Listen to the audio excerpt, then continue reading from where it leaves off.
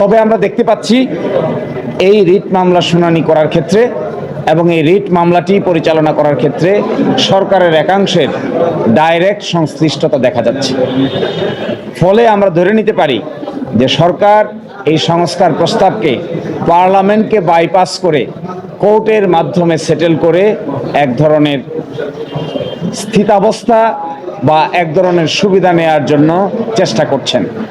আবার সরকারকে মাঝে মাঝে মনে হচ্ছে দ্বিচারিতা করছেন। এই দ্বিচারিতার অংশ হিসেবে গতকালকে তারা প্রস্তাব পাঠিয়েছেন যে ডেপুটি স্পিকারকে বিরোধী দল থেকে দেয়া হবে, নামের প্রস্তাব চেয়েছেন। অথচ ডেপুটি স্পিকারের এই বিরোধী দল থেকে দেয়া হবে এটা একমত পোষণ করা হয়েছিল যে 30টি প্রস্তাবের মধ্যে এটাকেও আজকে রুলের অংশ করা হয়েছে। একদিকে বলছেন ডেপুটি স্পিকার দেয়া হবে, নাম দেন, আরেকদিকে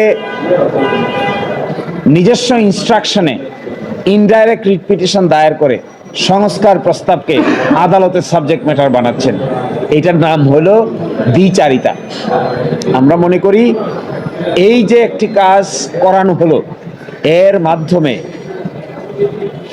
নিজের পায়ে নিজেই কোড়াল মারার চেষ্টা করছে একটি রাজনৈতিক দল।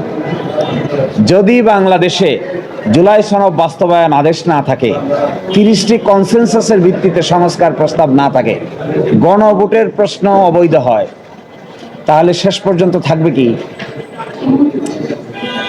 শেষ পর্যন্ত নির্বাচন থাকে, সরকার থাকে, নিজের গদি থাকে, সবকিছুই বড় ধরনের প্রশ্নের সম্মুখীন হবে। তো এই দায়িত্ব তাদেরকে নিতে হবে যারা এই প্যান্ডোরার বক্স ওপেন করাচ্ছেন। They have to take the responsibility on their shoulder. জাতীয় জীবনের এত বড় গুরুত্বপূর্ণ বিষয়কে ডিজাইন করে আদালতের সাবজেক্ট ম্যাটার বানিয়ে